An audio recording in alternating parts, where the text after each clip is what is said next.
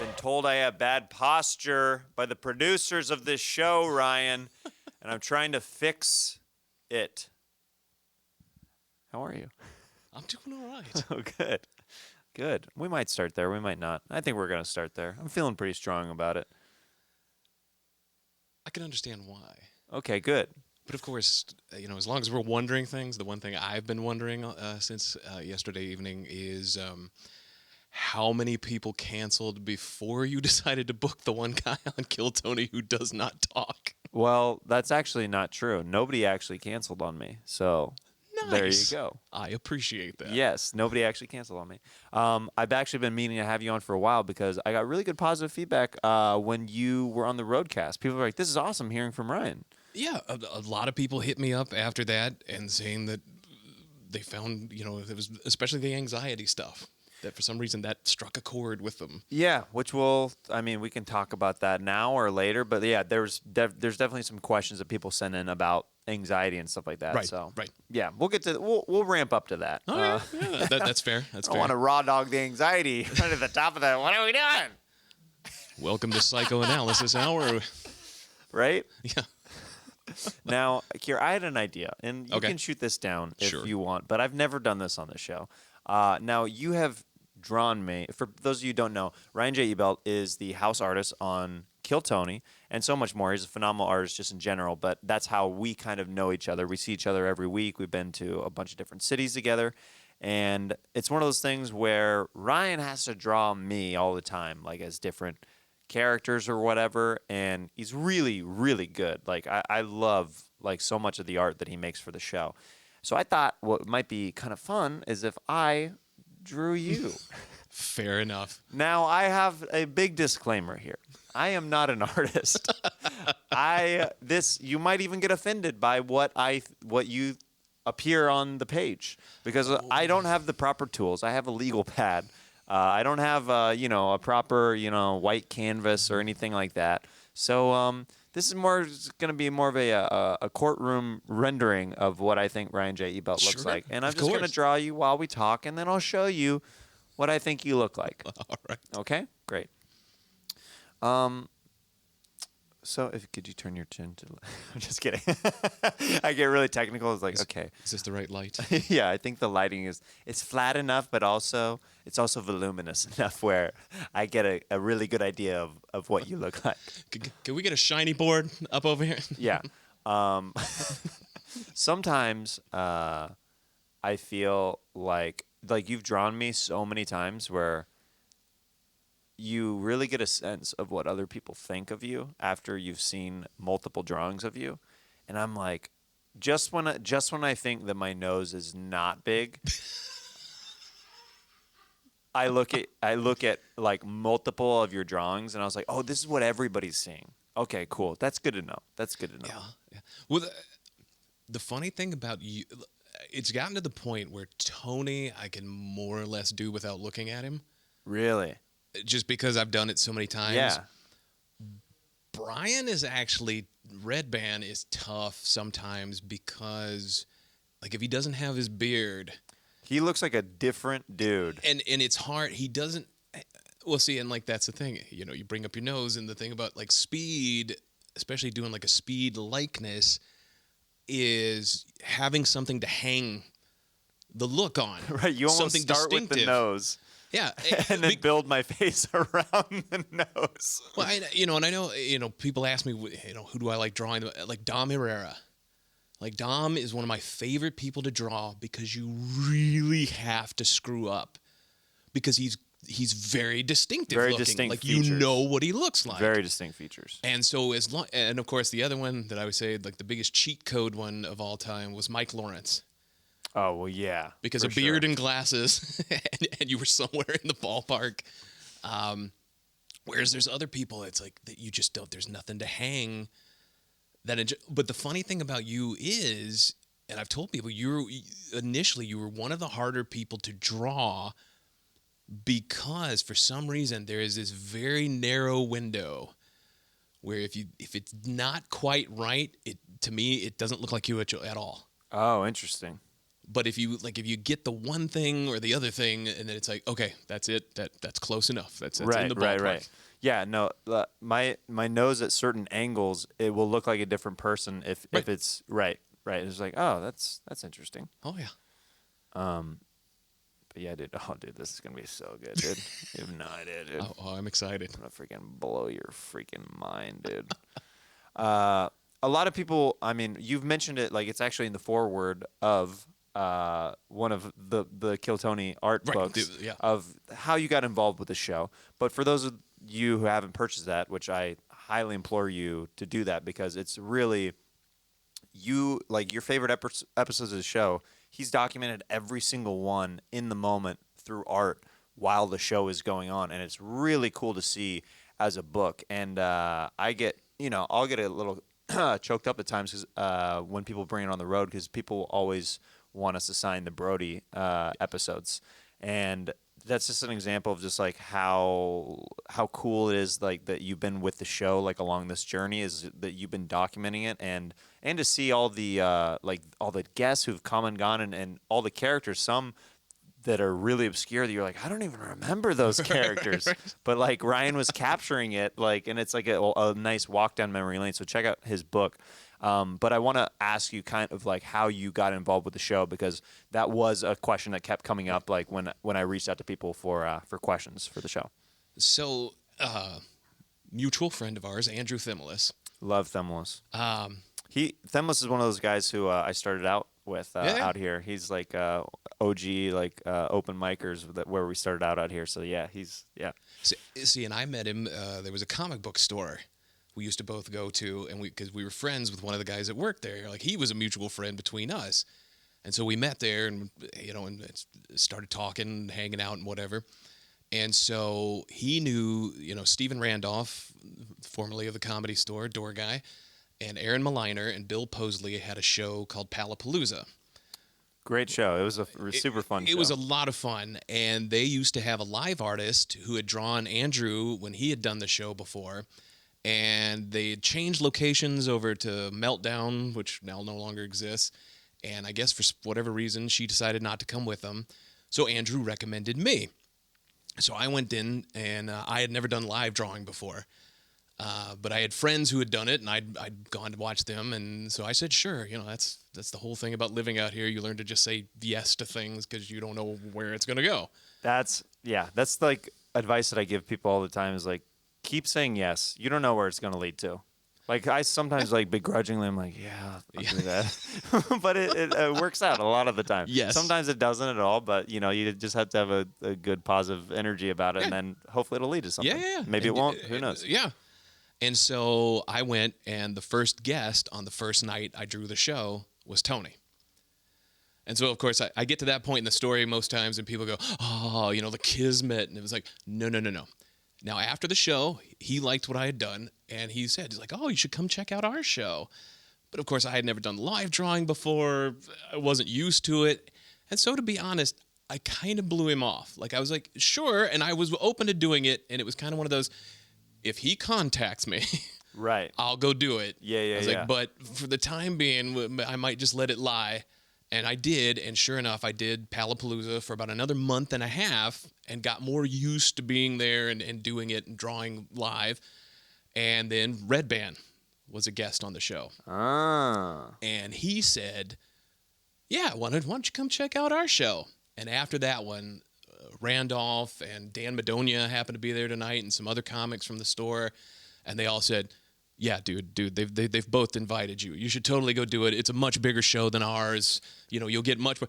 And of course, what's funny is telling people that now, and they're like, yeah, but wasn't that when you were in the belly room? Like, were there really that many people watching? And it's like, yeah, it's a lot smaller than it was by comparison to now.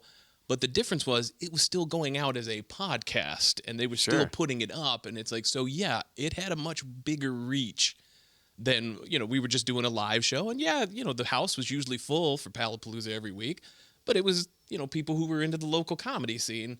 And so that show was on a Sunday night, and the following Monday, I told Andrew about it, and he was nice enough to reach out to Tony and said that I was going to come. And so they were ready for me when I got there.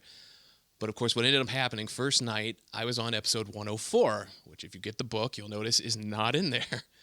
Because in my panic to get to the show, even though I had all my kit together from doing Palapalooza the night before, I somehow left all of my pens and drawing implements. I took my sketch pad, but I had forgotten everything I needed. And so I get up, and as anybody who knows who's been to the belly room at the Comedy Store, it is very dark. Yeah, it's so dark, which is horrible for an artist. And I had arranged for no lighting because I didn't know, and I wasn't thinking, because I had been to the belly room before to see some friends of mine and whatever perform, but I didn't even think of it. And so I've got no kit. I've got my sketch pad. I have no light. All I had was a ballpoint pen. And it was Greg Fitzsimmons and Morgan Murphy were the guests that night. And so I did the world's worst ballpoint pen, sitting in an office meeting across a conference room table, making fun of your boss, kind of drawing of them. And I was like, all right, this may be it. Because sure enough, after the show, Tony was very friendly. Like, how was it, pal? How'd you do? Did you have fun? Like, let's see what you did. And so I quickly tried to explain, I forgot my stuff. But he's like, no, come. Like, we'll do it next week. We'll get it, whatever.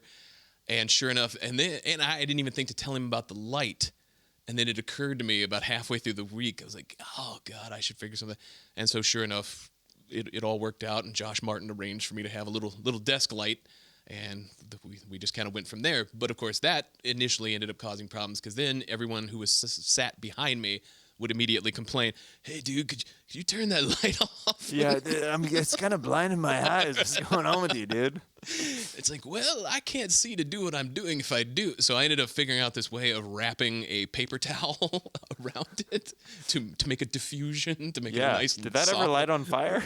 No. I knew enough from working on movies and TV shows and stuff to kind of give it a little space so it wasn't touching the bulb. Because Chroma Chris, one time, there's these hot old school bulbs in the back green room and the main room. And he came back and he lifted up his shirt and he goes, oh no, my favorite shirt. And there's like a burn mark that was like burned into like the armpit that like it could have easily lit on fire during the show. Like it smelled all smoky and brown and everything.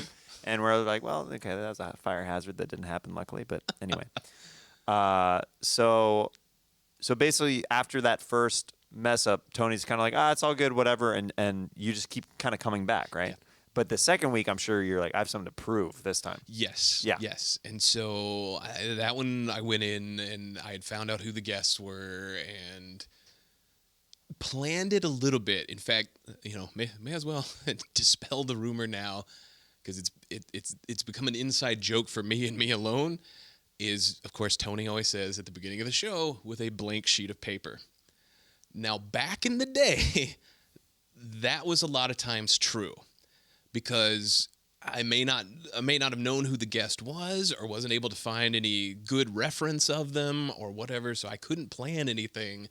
I just kind of had to show up and see what happened in the episode, and I was only doing 4 people. Right. The show has grown tremendously since you started. It was Tony, Brian, and then whoever the guests were, 1 or 2 people, and so I could wing it. I could, I got used to drawing Tony, used to drawing Brian. I could just guess. But as it went, then I started trying to include Pat, and then Joel was on the show. It's like, so trying to get Joel in there, and then you came on, and everybody just started mounting up, and I always felt bad later because I never included Sarah and Kim, who were the original, the regulars who were there when I started, because, at the time, I like I said, winging it, I didn't think about it, but now, for the last 2 weeks, for instance, we've had 10 people on stage. Yeah, it's been insane. It's been, there's 3 regulars on the show now. The band, that's 3. Sometimes we have Jesse Johnson now. Right. Plus the panel, which can sometimes be up to 4 people. That's a lot of drawing. Yeah. Well, and there's always the random chance that Ron White or somebody like just wanders in mid-episode, and I always try to fit those guys in there when I can. Because it's fun, and I've noticed like the fans love it. Ari Shaffir does a wander through at the end of an episode, or Ron, or whoever, somebody just like Doug Benson's coming, Stanhope. that the fans always love it. That that I managed to squeeze them in like in the last 5 minutes because they just wander through. Yeah. But with that many people, it's like I do have to block something in, and I kind of have to have an idea beforehand. I still try to let the show dictate some of the details and like maybe some stuff I add or what like this last week, Matt McCarthy came in and did William, dude. One of the most hilarious things ever. And so fun. And they were both spot on. And it was when I had a few minutes at the end of the episode. I had done what I wanted to do. I already had William a block, like a place for him to be. But I was like, again, William's in sunglasses. He's got a hat on, a beard. It's the easiest thing in the world to draw. Right. We're getting Matt McCarthy in there so we can have double William. So good. That's awesome. What's like, you do like, I kind of want to touch upon some of the stuff that you've done before Kill Tony, because you've had some cool things in your career that I want to talk about. Like, you did some artwork on Team America, right? No, well, actually, I sort of did, but it was all in-house production stuff. Doesn't matter. That still counts. But no, I was one of the producer's assistants on Team America. I spent. And it's funny now because it's like people will sing that song, and it's hilarious to me because it's like I'll ask them if they know where it comes from, and 9 times out of 10 they have no idea. Yeah, that's one of those songs that caught on like outside of the movie. It became its own lexicon, and it became like a meme, and well, because it's just like it's literally the epitome of stupid Americans. Like America. And so it became so pervasive that it's hilarious to me to run into people who singing it, no idea where it comes from. But I was just a production assistant on that.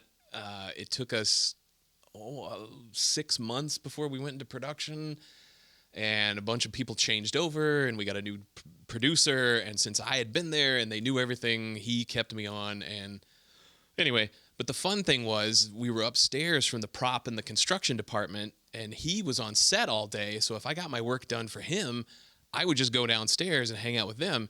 So I got to make stuff. Like I still have it at home. I got to make my own miniature AK-47. Yes. like did the 2 resins into the mold and like had to tap out all the bubbles and all that stuff, and then split it open and cut off the loose ends and stuff. It was a lot of fun, and it's funny because I'll still meet people to this day who have friends who worked on it. And they're like, "Oh, did you know, Fred so-and-so?" And I'm like, if they weren't on the first team, I have no idea. Because at one point, we were in one warehouse in Culver City, and at one point, we were running 5 units at the same time. Because it's puppets, you didn't have to record any sound, so we had 5 full crews, cameras, lighting guys, grips, the whole bit, all pressed into one warehouse space. Shooting stuff. It was crazy. That sounds like such an intense shoot. Didn't it take like a crazy amount of time, to work? Anytime you're working with puppets or stop motion or animation, like it seems like it's so like I've done.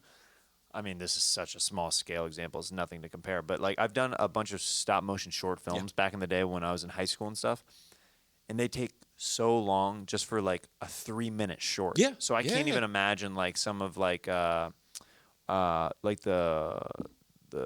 Wallace and Gromit. Oh yeah. Like Aardman. Like that kind of stuff. Whew, it's insane. Have you done different work with any like clay or some of the different materials outside of like drawing and art? Oh yeah, and in different over like different times. But I mean, to your point, all I was gonna say, what cracked me up at the beginning was I kept overhearing, because I was there before we even had the studio space and we're building anything, and I would hear them on these conference calls saying, yeah, dude, it's going to look just like Thunderbirds.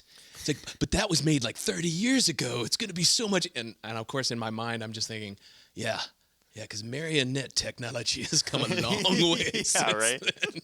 It's this new cutting edge marionette where the strings are carbon fiber strings. Yeah. And I was like, so I'm just... And sure enough, we're going to use guitar strings to make it sound epic while... Bing, bing, bing, bing, bing, bing, bing, bing, bing, bing. Team America brought to you by Ernie Ball Strings. Yeah, exactly. And so Matt and Trey hated it. that we would literally, because we had to have animals on set, like they had the sharks in Kim Jong-il's palace. They would just have the animal guy bring in random animals to kind of keep Trey amused, because he would get so bored, because they like to improvise and just change stuff on the fly. But every time you did that, you were having to move scaffolding, you were having to move lights, you were having to move all the marionettes, all the puppeteers, and the heads were robotic, so that they would look like they were kind of saying whatever the dialogue was. Sure. But you had to program that. Right. So it doesn't just look like this. So anytime they wanted to change things, it would take forever to reset up, and they would get so bored and just flustered.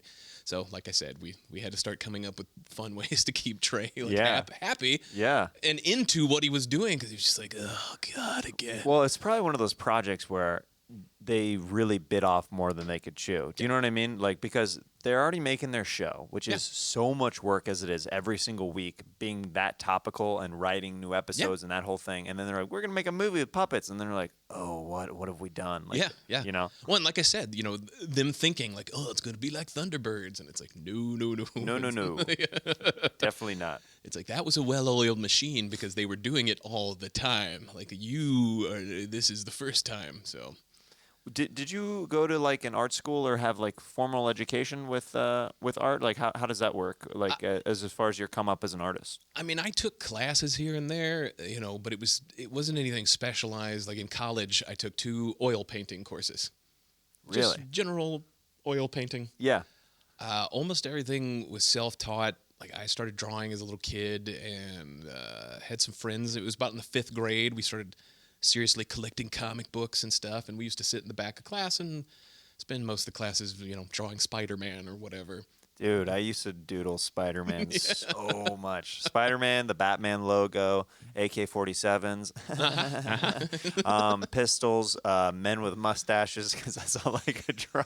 I'm like, my dad has a beard. My dad, and I kind of know how to do that. So I'm gonna. That's my forte right there. Just a little boy drawing men with beards. Maybe some crosses here and there. Shout out. What's up?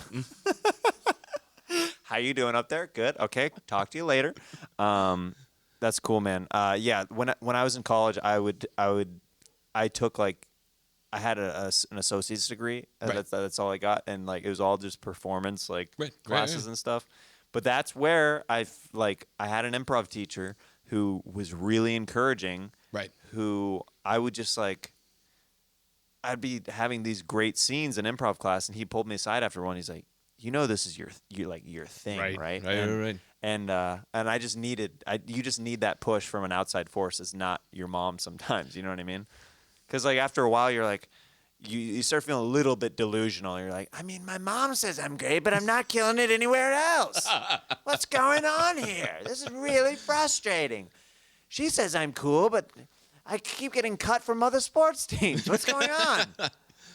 I've somehow cleared the family hurdle. Yeah, exactly. Nailing it there. I don't know why this isn't transitioning to a broader audience. Can my mom talk to you real quick? I mean, she's a really good pusher of like my skill set and everything. My mom's going to interview with me if that's okay. What are your strengths? I don't know. What are they, Mom? She says I'm due for an Academy Award. Yeah, I don't know what's going on. I want to get into this next segment, and I'll return to my secret drawing here in a second. Right. I want to get into this next segment called Wig. Stage hand. Thank you. All right. I'm gonna pick a wig for you. All right. And you're gonna pick a wig for me, and we're gonna try to figure out who these people are together, and have a conversation. All right. Maybe paint some kind of picture or scene with, if you will, what this is. I think I already know which one I want for you. There's a handful of different ones. I kind of want to see you in this one. All right.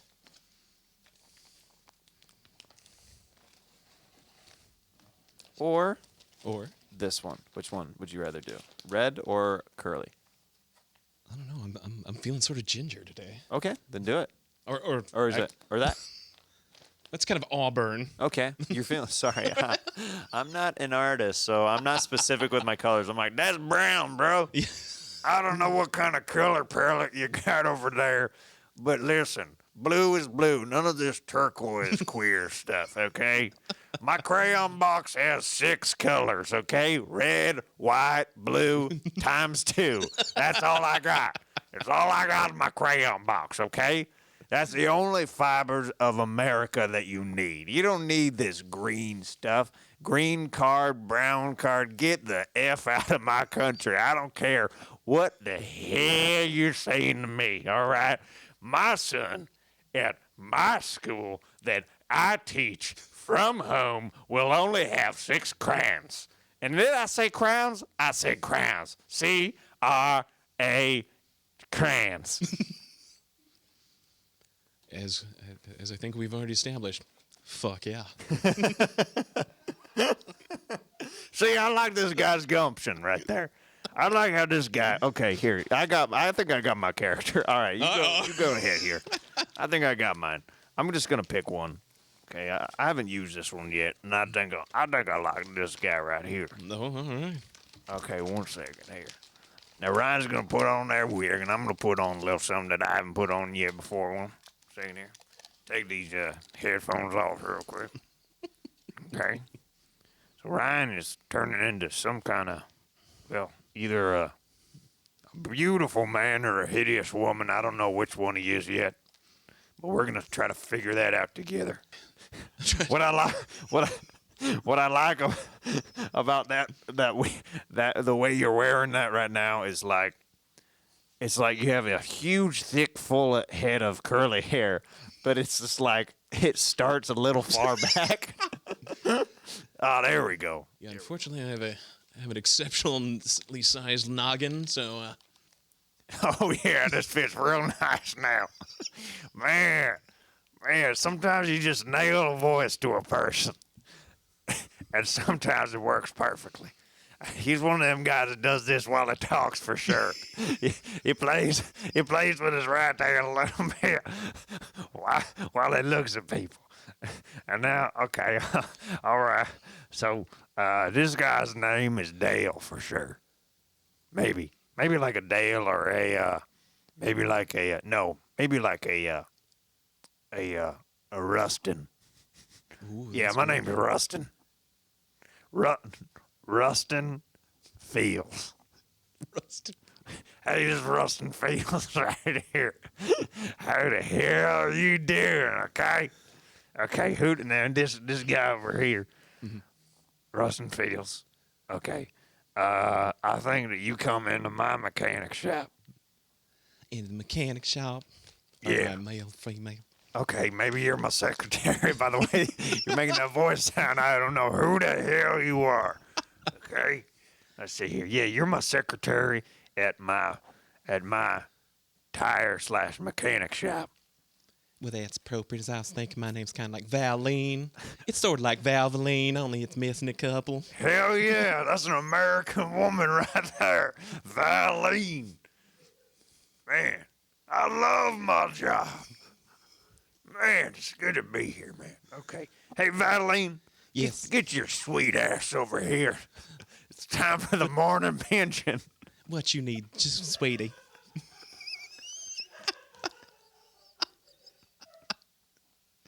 Time for the morning pension, Valine. I got a case of the Mondays, and the only way to make it a fun day is a little upskirt with Valine. All right. I'm gonna check your oil real quick. Woo! She loves it. She loves it. It's all right if she loves it. But just try to keep it to the left. I'm a little sore after last week's. Oh my God. I was not prepared for you to say that. Okay, well, Valine, how are the numbers looking? All right, how are the numbers looking for this week? We haven't had a customer in damn 2 new weeks now.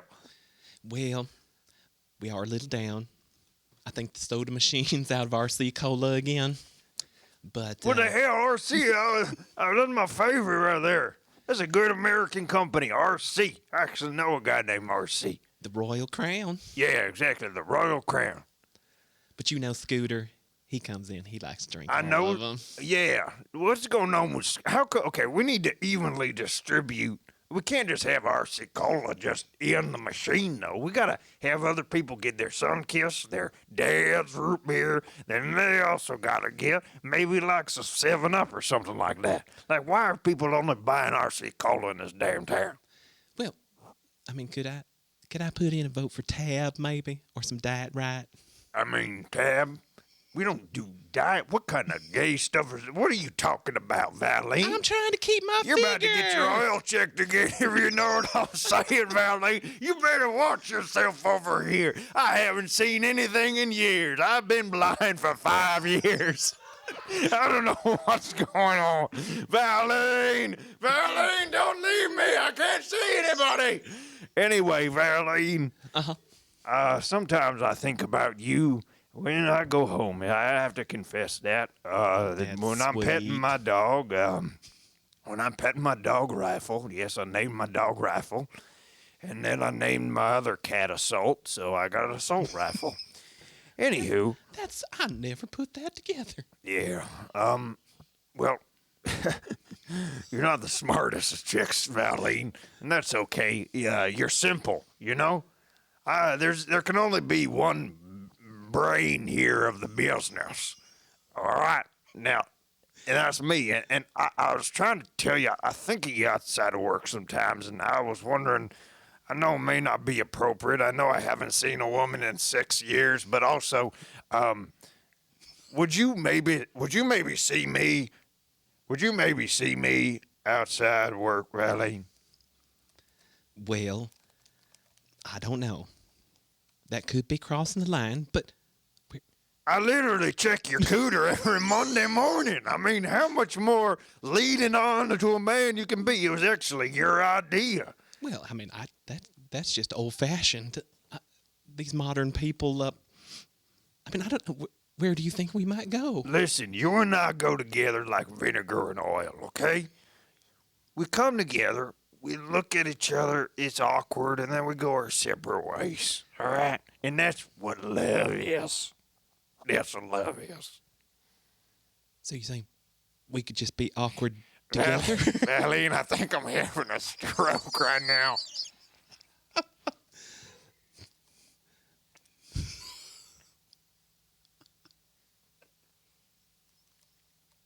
I'm back.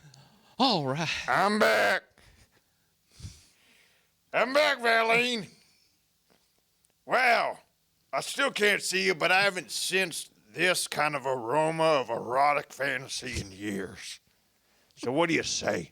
I'll take you to the finest buffet you can get your hands on. Old Country Buffet. Maybe even Orion's if we can find one near here. Is it all you can eat? Oh, it's all you can eat. And guess what? If we go to the buffet, I'm going to be all you can eat in your downstairs later tonight. I'm going to be dining in and taking out. I'm going to be going at you, and I'm going to be taking some of that to go. What do you think about that, Valine? As long as they still got the soft serve ice cream, I could be on board for this. Well, once I get done, it's going to be some hard serve. I'm having another stroke, damn it. Damn it, I'm having a stroke. I got through it, Valine. You're my light and shining armor all. That's what you are. You've always been so strong. I know. All right. If you can grab my spare legs over there, then we can hop in my stagecoach to get to Old Country Buffet. Did you want both feet or one with the peg leg on it this time? I don't want to be a damn pirate. Get me my real feet. Well, you know, the diabetes took it from me years ago. Oh, we're not losing you again, are we? Nope. I just want to. Can I hold your hand for a second there? Of course. Well, this is what it feels like to actually touch a woman. Do you have anything you'd like to say to me before we finish this up and close shop today? well, we've known each other all these years, and I've always loved the smell of lava soap. And well, I'm looking forward to this. It'll be more than just a pinch on the buttocks. And that's how love was born.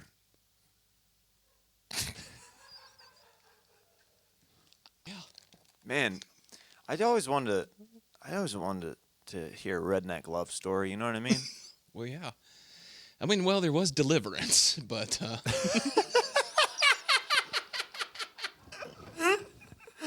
Oh, my goodness. Oh, you sure got a purty mouth, you know. I mean, so. Yeah, what about the guy who was into that banjo? Who they weren't expecting it, you know? Like he would walk by you'd hear that and he'd be like, "Ew, yeah. Let's go."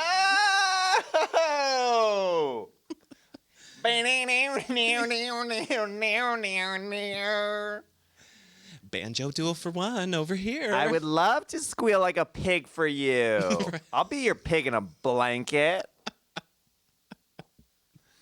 Anywho, let's get into this next segment. But before we do, I want to make sure that people can find you on your socials and purchase some of your art if they're into that. Sure. You're at Ryan J. Ebelt on social media, and then pull up his website here if you want to plug any of the Kiltony art books and stuff like that right now. Oh, sure. So there's 2 volumes. Volume 1 is the earliest stuff. Volume 2, the newer stuff. And then for new fans of the show, if you want, I did a combo book. That's the yellow one, which has both volumes in one book. But it includes everything that was in the first book, the foreword, all the other materials. And then the second book has a new foreword by Tony.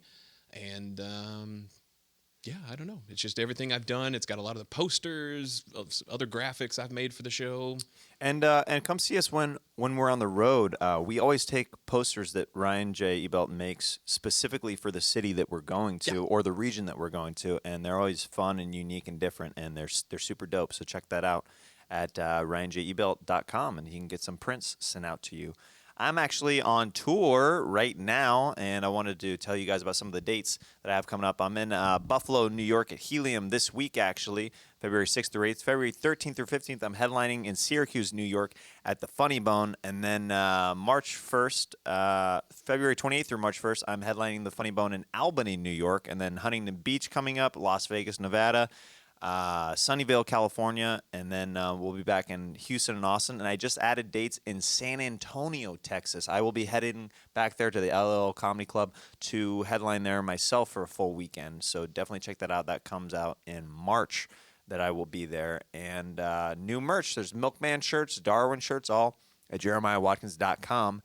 Hit that merch button. We got some good stuff coming your way. A lot of stuff. Cat burglar beanies, the whole thing. So get that stuff. Let's get into this next segment, Fanning Out. Fanning Out. Questions from fans. I reached out to the people online and said, if you could ask Ryan J. Ebelt any questions or send us some character suggestions or whatever, what would it be? And this first one comes from at Gerard Adam on Twitter. Does Ryan have any favorite comic book artists, favorite comedians to draw, or have you considered drawing a Kiltony comic book? You answered the favorite comedians to draw one with the Dom Herrera, but do you have any favorite comic book artists, or would you consider drawing a Kiltony comic book eventually someday? Yeah, I mean, probably. Whoops, sorry. The 2 big ones, or the 2 most influential ones, was there was a guy named Bernie Wrightson, who was one of the creators of Swamp Thing way back when. And he was one of the first ones where I looked at it. You know, I loved to read. I read comics since I was a little kid. He was one of the first ones where I saw it and thought, like, I want to do that. Like that. Oh, yeah. That's my thing right there, yeah. And then the second one, which happened a little bit later in particular, there were a few, but the one that stands out the most was a guy named Bill Sienkiewicz. I mean, there's so much stuff that Bill's done, and Bill's also done a bunch of album covers and some movie poster stuff and whatever, but he was the first guy where I looked at his stuff and thought, you can do that in comics? Because he did this very multimedia, crazy style that was all over the place, and that was just gorgeous, and it worked, and he was able to tell great stories with it. As for a Kill Tony comic book, the thing about that is, much like we were talking about puppets earlier, is that people don't realize how much goes into it. Just on a small scale production side, we sold those Kill Tony band calendars. Right. Yeah. People don't know that we spent months shooting those photos around LA with all the locations and everything, with Eric Staniford, who shot the calendar, and like what it took to like get those photoshopped and everything. Yeah. Like it was such a huge project where like people are like, "You're gonna do another one next year?" I'm like, I don't know. Like it was it's an investment. Really difficult. Like I'm really proud of how it turned out, but like all that stuff takes so much time. Right. Because I mean, I've got a handful, and I was going to say, while I have no real formal art education, when I moved out here, I got to be friends with a number of comic book artists, pros, and I learned a lot from them, and a couple of them, like I have helped with stuff. Like, there's no sense seeking it out. You're not going to see my work in it, because it was one where it was deadlines. If they were working on multiple books or, like something had fallen behind or whatever, and I would come in, like I worked on an issue of Batman once, so I got to realize my 5th grade dreams.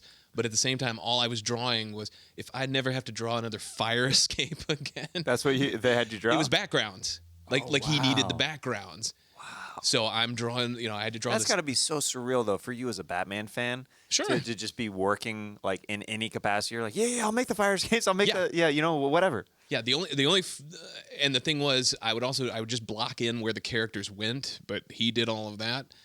The only fun one I got to do from that angle is I did get to draw one panel where I did get to draw the Batmobile. Oh yeah. So that was fun. That was. Well, you've drawn me as Batman multiple times, which I love, because your characterization of the mask literally like doesn't fit right because the nose, and it's like me like eating pizza or something. It's like really cool. I love. Yeah, it's freaking great.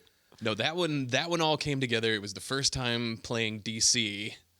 And so the first thing, and I know Tony loved the Joker, and that's why I went around and asked everybody who their favorite characters were. And, Tony I already knew, and then I asked you, and you like Batman. Then I asked Redban, and he also says Batman. I was like, oh, no. He said, but I don't know. I like Batman. I liked Wonder Woman. I was like, there we go. Perfect. It's become a joke that I draw Redban and drag a lot. And then, and then Joel said Bane, and I was like, all right, we've got a whole Batman thing going here. Yeah. I want to ask this next question. There's so many good ones that people sent in. This is an interesting one. At Mile High Haiku, question for Ryan: is the Kill Tony gig the most purpose you felt as an artist, or do you prefer solo commissions for your art? I'm just more interested in like when you get a solo commission, like what is the process behind that? Because you've drawn a lot of art for like a lot of our friends' podcasts now, sure, and just in general for other people. So I guess they're asking like, what's the feeling behind like doing like that weekly Kill Tony gig versus like getting a random commission out of nowhere? Well, it ends up being kind of a sweet spot thing. There's two things you don't want. The one I dread the most is, oh man, I just love your stuff. Like you just do whatever you want. Yeah. That is always because it means we're going to be working in reverse. I will do something. Yeah, that's nice, but could you change this and could you change that? And I don't know how I feel about this. And we're going to be doing draft after draft after draft backwards. And then the other one that's always painful is, oh no, I got an idea. And they start spelling out this idea. And you can see where they want to go. And it's like, this is not going to work. It is not going to look as cool as you think it is. And in those cases, you kind of have to figure, well, I went ahead and changed this because I thought it might look better this way.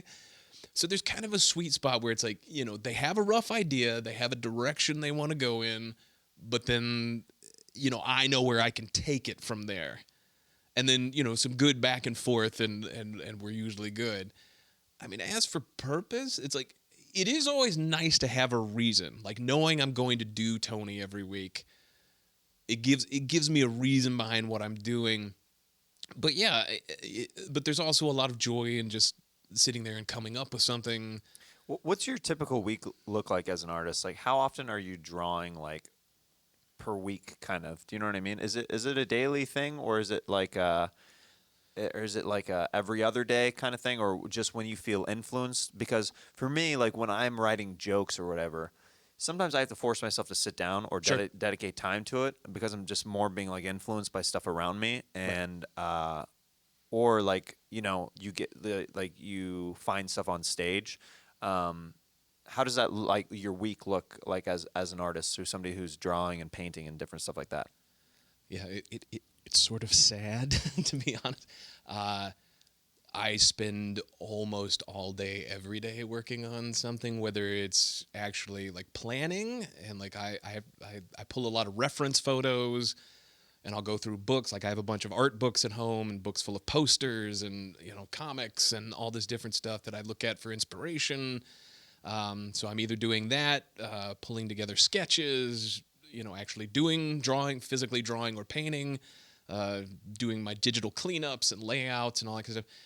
The weirdest part to me is I used to, like, after I quit working on, like, movies and TV shows, my primary thing was as a writer. Like, I used to write advertising copy, and I had a bunch of friends who did music videos and advertising and, like, different stuff. So I primarily made it as a writer, helping them out, coming up with campaigns and pitches and treatments and all this stuff. And art was kind of my sideline. And then that I took very seriously, and I was in art shows, and, like, I would have pieces in galleries, and I did a solo show at one point, but it was always kind of my thing. And then sort of post Kill Tony, now it's primarily what I do, and I write on the side or when something comes in. Yeah, I mean, I thought you were going to say the opposite, but, like, the fact that you're always working on something, that's amazing. Yeah. Well, I mean, it becomes because a matter he said it's kind of sad. I was like, oh, he's about to say that he never does it, and then it's quite the opposite. That's, like, not sad at all. That's, like, I that's why I love connecting with people who are passionate about their fields and stuff. Is like, yeah, that's me with comedy. It's like I'm doing something comedy related most of the time. I mean, you find breaks and stuff so you're feeling healthy and not, like, crazy at other times. But yeah, absolutely, man. Oh, I mean, I meant sad more in the respect that that's most days of the week is that I get up and I start working. And then I stop working sometime around 10, 11 o'clock, depending on what's going on, and maybe try to watch a movie or something, and then go to bed and get up and do it again. That's what I mean by sad. Sad in the, I don't see the outdoor, you know, it's like I have to force myself, like, to get up and, like, do other things, just because it's, like, become such a grind, and to make sure, you know, like, things are done on time, and that you're meeting deadlines, and just that you never know. And let's face it, not to be mean to the comedy community, but not always the best forethought planner kind of things. Hey, Ryan, can you be here in 7 minutes? Yeah. Hey, is that possible? I hit Ryan last night. Literally, I was like, hey, can you do this tomorrow morning? And he's like, yeah. That's why at the top of the podcast, he's like, did somebody cancel? I was like, no, nobody canceled. I'm sometimes bad at planning. Like, sometimes I'm like, oh, yeah, I have this thing tomorrow. Who would I like to spend an hour with? You know what I mean? Yeah. But I get them all the time where somebody, you know, I'll get a text from somebody I know better who goes, you know, yo, dude, my friend, like, he's putting on a show.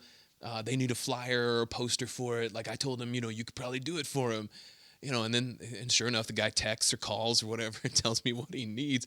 And it's always like, you know, it's on Tuesday. Like, yeah, so the show's on Thursday. Oh, dude. Yeah, it's a freaking mess. And it's, you know, I need a full painting. And it's, they get new. And then usually what ends up happening is, like, I tell him, like, well, yeah, I could sort of do this for it, but I'm not going to. And then, okay, well, maybe we'll do it for next month's show. Yeah. Let's push that off back a little bit.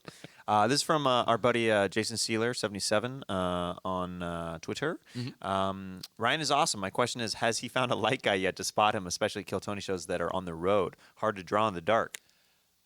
what I ended up doing, I actually have a variation of the itty bitty booklight that I bring in my bag. Some clubs, like, we've done Cobb's a number of times, and they have me sat in the one place where there's still a light out in the audience. So that ends up working. But yeah, I have this little book light that I take with me, and it's usually enough. I sometimes have to like pick it up and physically like put it right over whatever I'm working on so I can see. Literally by candlelight, like, well, let me draw Tony this episode and whatever Joel and drag is this episode. Dude, I love that. So Joel usually goes in drag, but we put Chroma Chris in drag as Michelle from Full House on Monday. There are so many comments online that are like, this is going to haunt my dreams. Like, Chroma Chris in drag is a nightmare. It's a running joke that how ugly Chroma Chris is as a woman. Like, he's fine as a dude, but like, it's next level gross as a woman. It's so funny. Yes, what was it? Golden Girls, I think, was my first exposure. Oh, dude, Chris as a Golden Girl was nightmarish. Just something where you'd just be waking up in the middle of the night, just. No, and that's always funny too, because I'll even get it in the drawing sometimes if I like turning Brian into a girl. Yeah, but it's like there's some people where there's Chroma Chris as Michelle Tanner. Yikes! Oh my goodness! Oh, how many extra chromosomes does that kid have? And it's always one of those weird things because it's like, Chris is not a bad-looking guy, right? But as soon as you do the switch over, it's like, what happened? Yeah, for sure. This comes from Tons More Cowbell on Instagram. Your favorite place to eat back home in Austin? Well, I only went to college in Austin. Houston was my original home. Your stomping grounds? But I only lived in Houston until my dad worked for General Motors, and so every time he got promoted at one point, we moved. So I went from Houston to Detroit to Dallas, the Dallas-Fort Worth area, to West Palm Beach, Florida, back to Detroit, and then to Austin. And I just went to college in Austin before moving out here. And a lot of the places I like to go, many of which don't exist anymore, just because Austin's changed so much. Like that was, I was there in the 90s. And so this is, before Franklin's and a lot of the sort of like famous barbecue. I mean, there was the Salt Lick, which at that point, the Salt Lick barbecue was... Salt Lick is good. It was the one that was kind of a little bit out of town. But yeah, no, I don't know. And then there were so many different places, in South Congress, grew up and they put in the whole like food truck court down there. And so I've been to a bunch of the places because I'll go back to Austin, but like I said, it seems like it's a different place every time I go back. Yeah, they're definitely keeping it weird out there in Austin. This comes from Kelsey Hudgens on Twitter. This is going to be great. I've heard him talk about his anxiety on the roadcast. Are there any tricks or tips in dealing with it day to day outside of meds? Because people definitely want to hear. They liked your anxiety talk, so now's that time. Yeah, well, one of the things, there are a couple of herbal supplements that I actually like to use that aren't drugs. It's called meth. It's an herbal supplement. It's called cocaine. It's from the coca leaf. They distill it down. Super organic. Make it into a fine powder. Yeah, it's actually vegan as well. And you know what? They could totally be placebo effect. But I was actually listening to an interesting show where they were talking about the thing that everybody forgets about the placebo effect is, if it works, then you're still getting the benefit. Yeah, for sure. But I do find going for walks, like getting out, getting some form of exercise, and just getting away from things for a bit. Meditation at different, and even, you can even do sort of a micro-dosing form of meditation. I know a lot of people can't, their biggest complaint about it is I can't sit still for that long. But if you figure out how to do it in little bits, especially as you start to amp up, or you start to feeling the gears twisting inside of you, I found that helps a lot. Just taking a minute. There's even and in YouTube, and there's some apps for it now of the different just sound meditations, guided meditations, stuff like that also help a lot. If you don't know or you feel stupid just sitting there, it doesn't work for you. It's like there's a lot of ones where it's like it kind of takes you on a little dream course through new age music. And as silly as it sounds, a lot of times it ends up working. Yeah. And, I end up finding, like, I'm sort of at the point now where if I'm not feeling anxious, if I can kind of perpetuate that I don't think about it. Because a lot of times it's the minute I think about it that like, oh, gee, I feel pretty good today. I haven't felt that's when it starts like, oh, no. Here it comes. I have been feeling good, actually. It's coming back now. Oh, no. The anxiety's here. Oh, it's just this growing feeling inside me. At first, I thought my day was going to be perfect, but no. I'm here to ruin everything, aren't I? Ryan. Oh, no. Don't come back. It's your friend, anxiety. Yeah, I had a feeling you might show up today. What are we going to do about it, Ryan? Well, first I was thinking of having some lunch, but then maybe we'll go for a nice walk. But you might choke on something if you eat it. Do you really want to choke on something and possibly die if you eat lunch, Ryan? I don't know, anxiety. You might want to consider the fact that if I do choke out on something, it'll take care of you too. Oh, wait. Okay, it's kind of a symbiotic relationship. All right, that is kind of true. But if you go on a walk, you might stumble and break your ankle, Ryan. So maybe it's just good to stay in bed today. What do you think?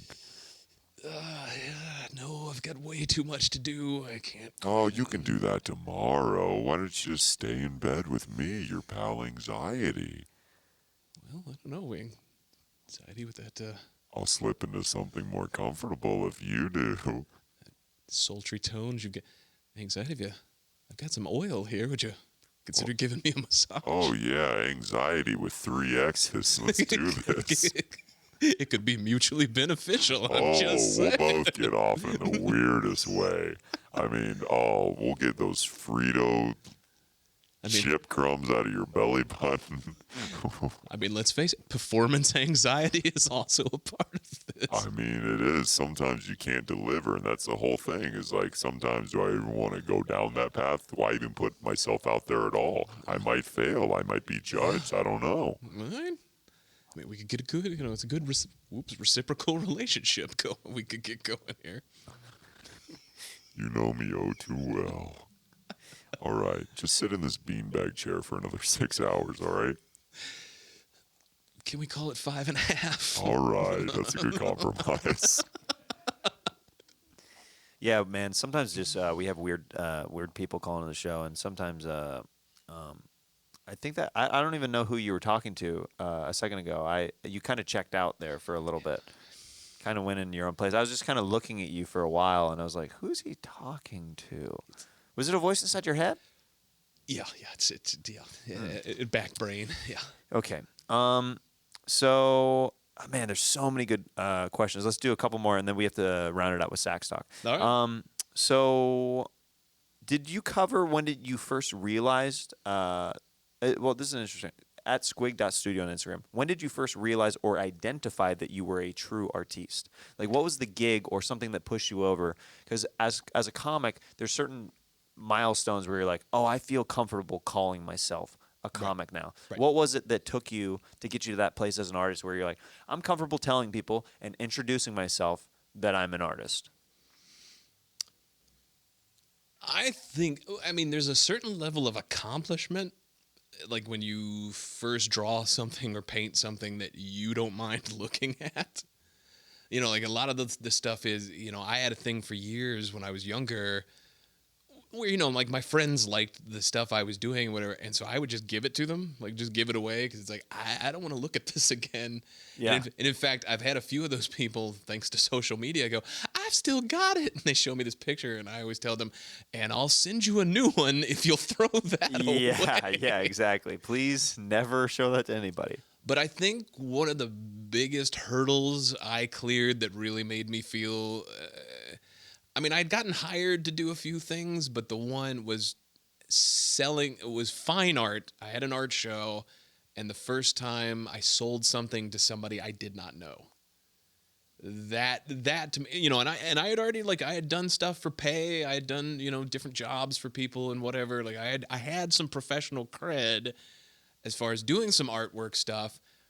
But what really did it to me was the first time, like, I sold a big piece to somebody I did not know, you know, who was not family, wasn't a friend of the family or anything. Like, I did not know them at all. And that was really the one that it's like, okay, I've at least cleared the Van Gogh level. You know, he sold one painting in his lifetime to an old lady, and that was it. That's and insanity. It's like, all right, I've cleared that bar. Yeah. So if I sell, you know, one more, I won't be as good as Van Gogh. Let's do this one. This comes from By Poo Poo Face, okay, on Instagram. Have you designed tattoos for people? Also, what if we want to get one of your pieces of art as a tattoo? Would we need to give you a kickback? I don't know why, but I really like that fancy shark in a suit with a cane you have on your site. Yeah, it's funny. I have designed a fair number of tattoos. I've never done a tattoo on somebody, but I've designed a number of them. And what's funny is probably I've only seen, I would say 9 out of 10 of them, the person just, like, I would give them the original. Like, I would do the design and give them the original so they could show it to the tattoo artist. And 9 times out of 10, for some reason, they love it. And they're like, yeah, I can't get this. Is it? And they just frame the original and put it on the wall. They're like, I don't need this on my body. I want to look at it on my wall every day. Like, okay. And I've had a few where I've designed them cover-ups, and that for whatever reason the tattoo artist was always like, that's not going to quite work and whatever, and so they ended up getting it. But I have had a number of people send me stuff where I didn't design it, but it was something I had done, and they had gone ahead, which I guess is open game. I mean, it's kind of become sort of a funny thing, especially in today's intellectual property fuzzy areas, because, you know, they talk about, you know, just in fine art, that I sell this painting at an art gallery for $1,000, but then my name blows up, and then you sell it, you know, you own it, and you sell it again later for $1 million. But technically it's still my work, but I don't get any of that million. Yeah. And so people have gotten kind of weird about that. I always have one. It's like, if you have a guilty conscience over it, it's like, I'll tell you my PayPal or Venmo. Yeah, you want to send me a little something for it. But, you know, I understand. It's like once you put it out there. What's your Venmo? I think it's just Ryan-Ebelt. Ryan-Ebelt. Okay, if there's any people who've been stealing his art online and you're feeling guilty, Ryan-Ebelt. There you go. It's a black and white drawing of me as the icon. So, you know. Yeah, it's pretty easy to find. Can we get a feminist Stacy cartoon? Says fresh_bros. That's another one of those time-consuming things that'd be fun, but also, have you ever done animation like that, where, like, because you have to draw old school animation, right? Cell animation, yeah. It's 30 frames at least, right, or 24 frames per second.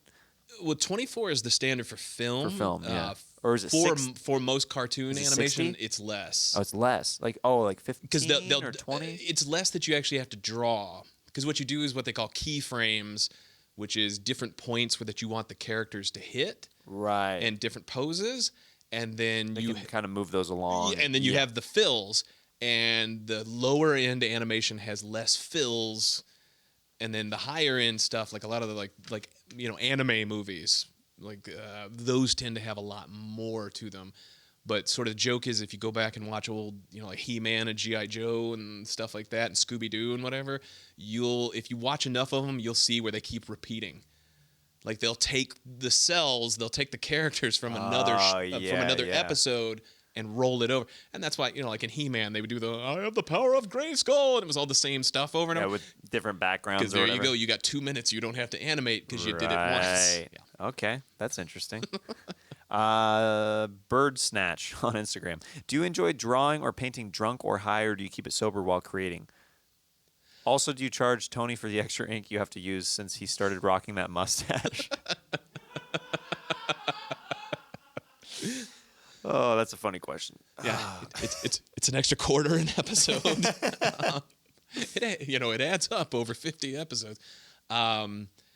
No, I will sometimes have a shot before we start, which is just enough, just because speed, because just a little bit of something, it keeps me from thinking too much because I've got to work so fast, because I want to have something done by the end.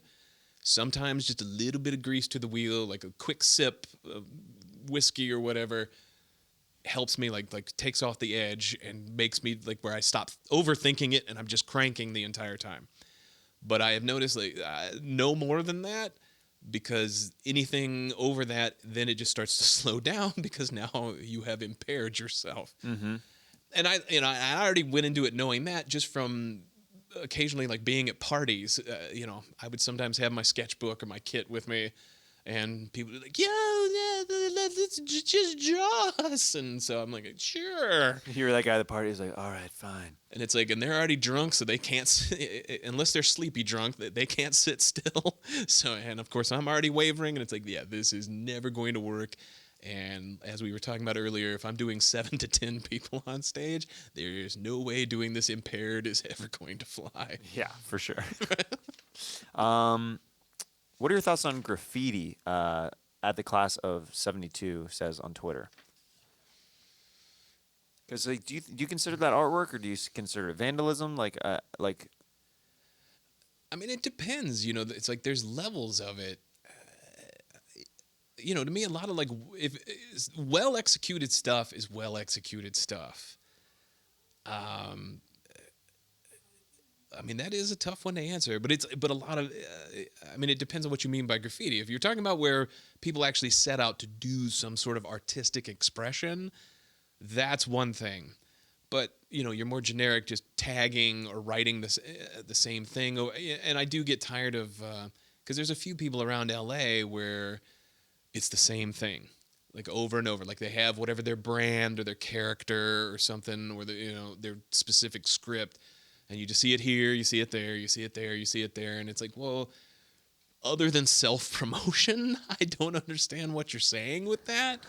Whereas, but you take, obviously the most obvious example, Banksy, something, but you take it to something like that where it's like you have something to say, you're delivering a message on it. A lot of those I really like. And a lot of the people who are able to use, where they use, like if there's a fire extinguisher outside and it leads to a plate and they figure out some way to make it look like something or like else. a door to somewhere. Yeah. Where they build something in it, and even some of the guys who do the stuff on the ground where it looks like open into a hole. Like when it gets really involved, it's like it can be beautiful stuff.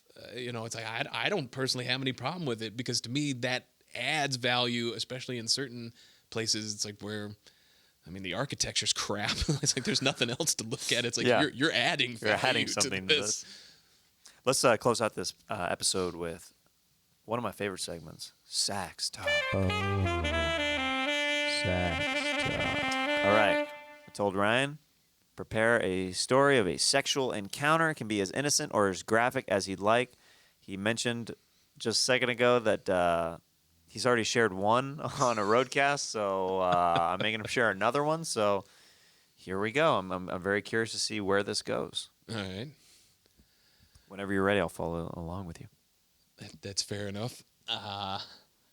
Unfortunately, I don't have anything that's fun, that's graphic. As you can tell, I'm a soft and sensitive type. What? My assortment of whips and chains, they need to be oiled.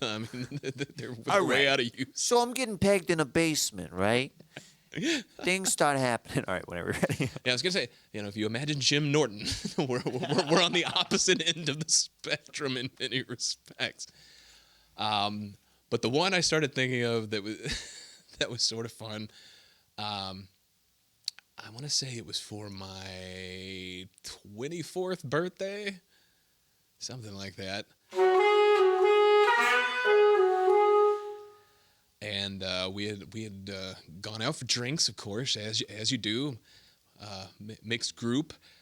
And naturally, by the end of it, most of the girls had melted away, and you had a bunch of drunk 20-something-year-old guys.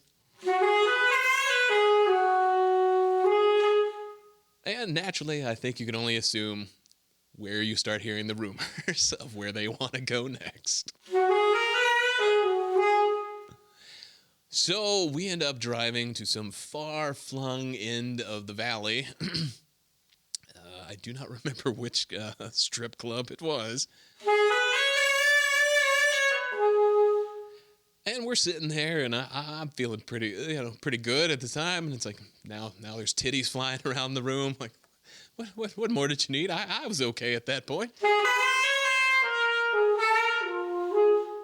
But naturally, everybody starts pooling together, and it's time to go get the private dance.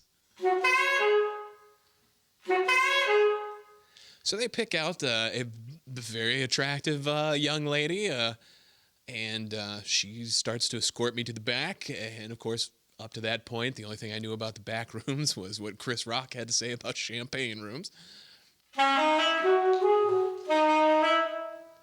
But the weirdest part is, so she sits me in this kind of dentist chair type of apparatus. And she takes off my glasses. And then reaches down and also undoes my belt. And at that point, drunk as I was, I'm still wondering, like, oh, God, where is this going? Was there a bonus tip? But the hilarious part was, and what made this memorable was she left the door open into the club. So even with my glasses off, I could still see all of my friends sitting at the table, turned around, like they didn't move their chairs. They were just like turned around, like just watching me in the back room as this girl climbs on me and starts grinding away. Which, of course, immediately robbed it of any erotic, because I'm starting to laugh because they're laughing. And I feel bad because this beautiful girl, going to town, really trying to get me my money's worth. But at the same time, it's just hilarious because I'm watching these idiots watching me.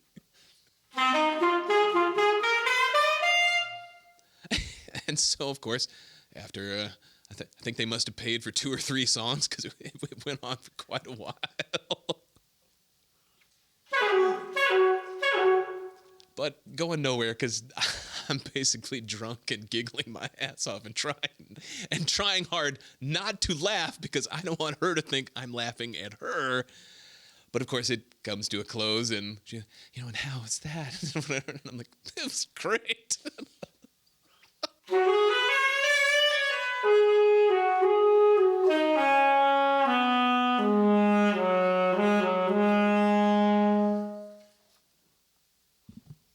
That was perfect. Thank you. Heck yeah, dude. Thanks so much for coming on the show. I'm very happy that you're here, and you know what? I'm glad that this is. I tried my absolute hardest. Is actually the most effort I probably put into a drawing, maybe in my life. All right, I'm excited to see it. We're going to do the reveal right now. Could we get a close up right here on this? Dun dun dun dun dun. Dun. It's a little bit of everything from the episode. All right, I'm taking that nose as revenge. I did. I made it way more broad than your nose actually is. As soon as I did it, I was like, oh, I have no spatial awareness on noses on how to do them. But yeah, that's my nose revenge on you. You got the little America up here, a little Texas, Spider-Man, since we covered that, a little lamp, Batman, since you drew on that. I put walking for anxiety, and then anxiety with the XXX as your utility belt, and just different paintbrushes and pens and stuff like that. So this is yours, buddy. No, it's fantastic. Because as you said, you don't normally get the lint turns back on yourself. I know, right? Well, there you go. Wait, I'm getting a note from the producers here that they did a drawing of. They did a drawing of me during this episode, and this is what they think I look like. Was I hunching this episode? Was I hunching? What the frick? These chairs don't support the lower lumbar. It's hard for me to... Is this better? Is this better? We need to get a different mic set up then. Yeah.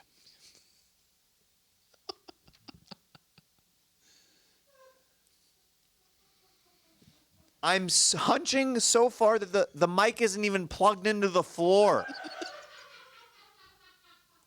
This is the respect I get on my show. Anyway, Ryan,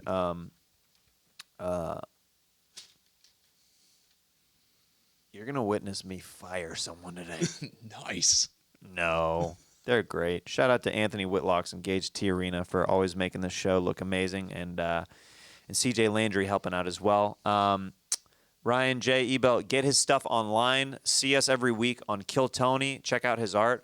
I love you, man. Love you too. Thanks for being an awesome friend over the years, and you always give me amazing hot sauce here and there. Like you've given me some great hot sauce that I've tried when I come across it. Yeah, from Texas and some other places that I really enjoy. So, yeah, man, thanks for being here, and I think people are really going to dig this episode. I hope so. I had fun. Heck yeah, thanks for being here. Love you, buddy. Thank you. Love you too.